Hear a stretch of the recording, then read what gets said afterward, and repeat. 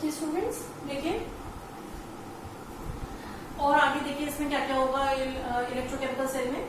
मैंने आपको समझाया यहाँ पर तो जिंक इलेक्ट्रॉन लूज करेगा, वही इलेक्ट्रॉन ट्रेवल करके दूसरी साइड आएंगे और कॉपर 2+ उन्हें एब्सॉर्ब कर लेगा, गेन कर लेगा। ये हुआ ऑक्सीडेशन, ये हुआ रिडक्शन। एक वोल्टेज डेवलप हो गई, इसे बोला जाएगा ऑक्सीडेशन पोटेंशियल, इस वोल्टेज को बोला जाएगा रिडक्शन पोटेंशियल। इन दोनों पोटेंशियल के डिफरेंस को बोला जाता है EMF. EMF is electromotive force. EMF क्या होता है? The difference in the potential of the two electrodes when the current is not being withdrawn from the cell. जब सेल स्टिल पोजीशन में है, नॉन वर्किंग स्टेट में है, उस time दोनों के पोटेंशियल का difference is EMF, electromotive force. ठीक है। अच्छा, अब ईएमएफ दो तरीके से लिखा जाता है, एक तो होता है ई सेल और एक लिख दिया जाता है E naught cell. E cell का तो मतलब यही हो गया EMF of cell, E naught का मतलब हो गया standard EMF of cell. Standard EMF of cell. Standard का मतलब है बच्चों कुछ कंडीशन ले ली गई है, स्टैंडर्ड कंडीशन। वो कंडीशन क्या है? मेन तो दो कंडीशन है वैसे, 1 bar pressure and 1 molar concentration of ions. आप देखो हमने यहाँ पर क्या ली थी? 1 मोलर कंसंट्रेशन तो ली थी आयंस की, और 1 बार प्रेशर। दो एसेंशियल कंडीशंस तो ये है बच्चों।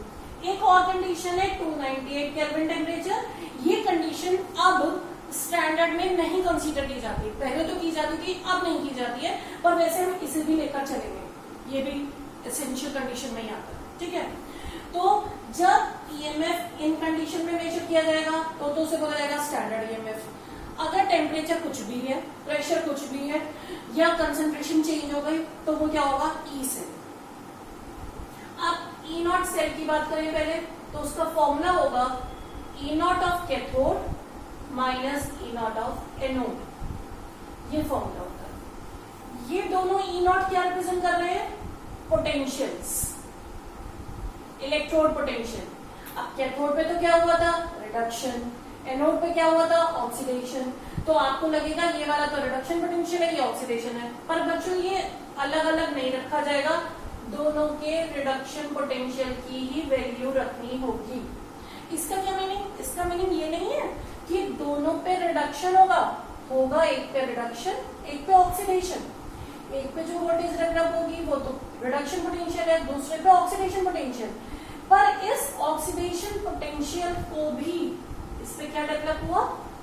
ऑक्सीडेशन पोटेंशियल, उसे भी रिडक्शन पोटेंशियल में कन्वर्ट कर देंगे, रिडक्शन पोटेंशियल में कन्वर्ट कर दिया जाएगा और तब इस फॉर्मूले में रखा जाएगा। दोनों वैल्यूज किसकी होनी चाहिए? Both should be of reduction potential. ये बाय कन्वेंशन जो केमिस्ट्री की यूनियन है उसने ये कहा है, इस फॉर्मूले में दोनों पोटेंशियल रिडक्शन के होने चाहिए। अब अगर आपके पास ऑक्सीडेशन पोटेंशियल है तो आप उसे रिडक्शन में कैसे चेंज करोगे? ऑक्सीडेशन पोटेंशियल को रिडक्शन में चेंज करने का तरीका होता है बस उसका साइन चेंज कर दो। पॉजिटिव है तो नेगेटिव कर दो, नेगेटिव है तो पॉजिटिव। ठीक है। तो जब आप दो इलेक्ट्रोड्स की वैल्यू यहाँ पर रखेंगे तो वो दोनों कौन सी होनी चाहिए? Reduction potential. अच्छा, रिडक्शन एक्चुअली में हो कहाँ रहा है बच्चों? कैथोड में। तो रिडक्शन पोटेंशियल की वैल्यू भी किसकी ज्यादा होगी? रिडक्शन पोटेंशियल क्या है? वोल्टेज जो रिडक्शन की वजह से डेवलप हो वो किसका ज्यादा होगा? Reduction potential will always be higher for cathode. हमेशा कैथोड का ही रिडक्शन पोटेंशियल हायर होगा, क्योंकि कैथोड पे तो रिडक्शन हो रहा है, एनोड पे तो ऑक्सीडेशन हो रहा है। तो एनोड का क्या हायर होगा? हमेशा oxidation potential of anode will be higher, of anode is higher. तो अगर एनोड का ऑक्सीडेशन पोटेंशियल हायर है तो एनोड का रिडक्शन पोटेंशियल क्या हुआ? कम। So reduction potential of anode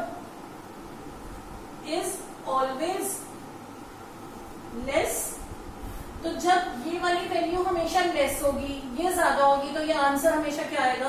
positive. तो ये आंसर हमेशा बच्चों पॉजिटिव ही आना चाहिए। अगर आंसर आपका नेगेटिव आ गया तो उसका क्या मीनिंग है कि सेल वर्किंग नहीं है, सेल स्पॉन्टेनियस नहीं है।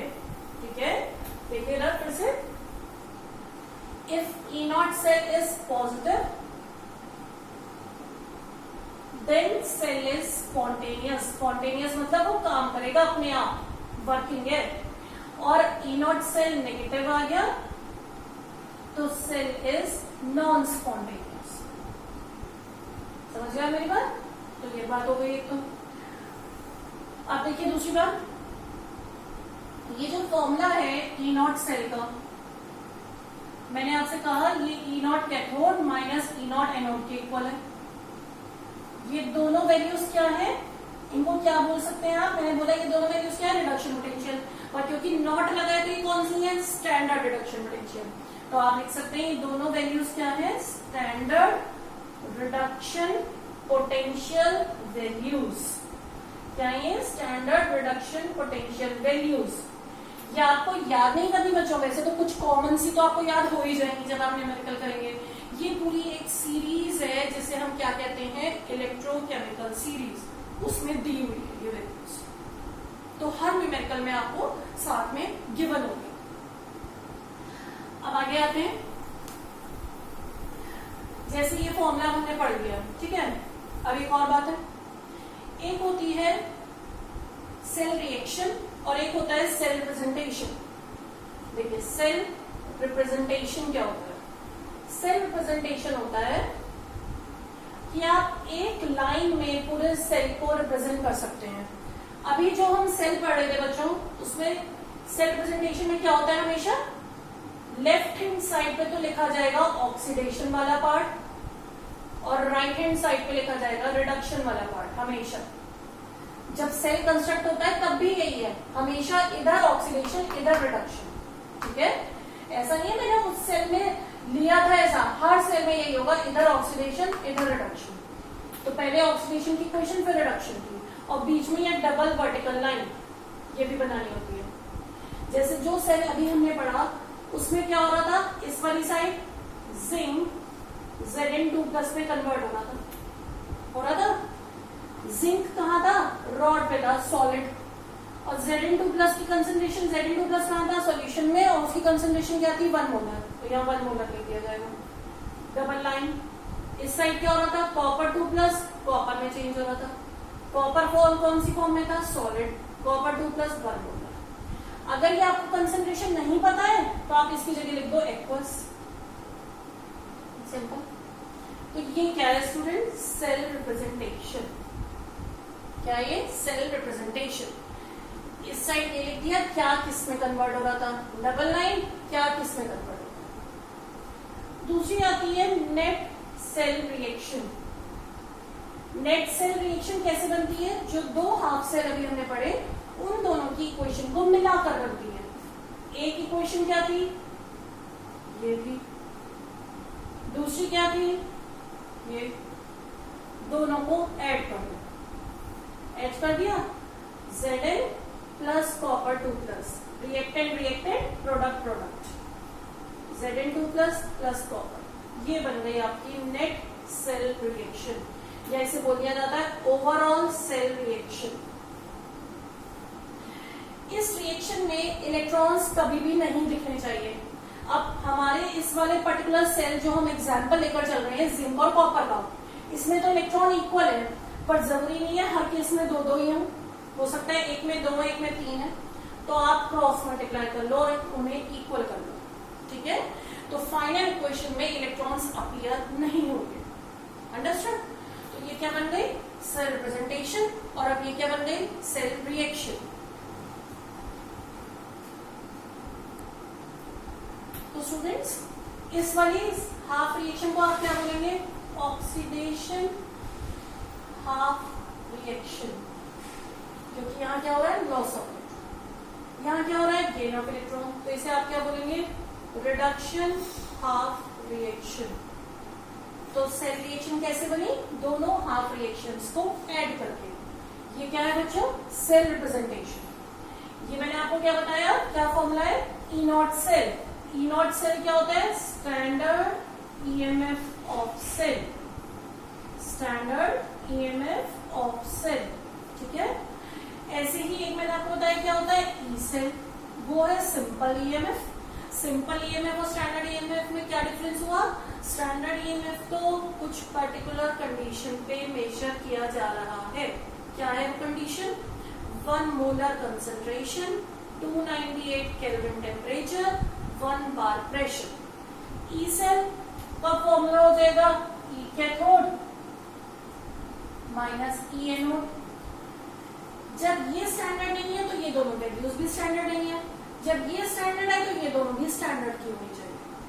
मैंने आपको बताया ये दोनों वैल्यूज कहां से आएंगी, जब किसी सेल की बात करेंगे, जैसे अभी हम जिंक कॉपर की बात कर रहे थे, उसका हमें ई नॉट निकालना है, तो हमें कॉपर और जिंक दोनों की वैल्यूज क्वेश्चन में गिवन होंगी।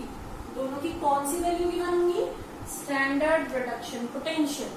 हम उन्हें यहाँ रख देंगे और सब्ट्रैक्ट करके आंसर निकालेंगे। अगर वो वैल्यू स्टैंडर्ड रिडक्शन पोटेंशियल की नहीं होंगी तो पहले हम उन्हें कन्वर्ट करेंगे रिडक्शन पोटेंशियल में। कैसे कन्वर्ट करेंगे, उनका साइन बदलेंगे।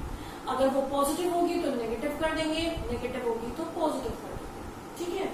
तो आज के लिए इतना सफिशिएंट है, मैंने आपको पूरा सेल एक्सप्लेन कर दिया है। अब आप इसे अच्छे से पढ़ के रखना, क्योंकि इस सेल को जब आप समझ जाओगे, इस वीडियो को बहुत अच्छे से 2 बार देखना। जब आप ये पूरा समझ जाओगे, आगे का चैप्टर आपके लिए सारे न्यूमेरिकल बहुत इजी हो जाएंगे, ठीक है। आप इस वीडियो को 2 बार देखना, जिससे कि आपको सारी चीजें बहुत अच्छे से समझ में आ जाए। अंडरस्टूड।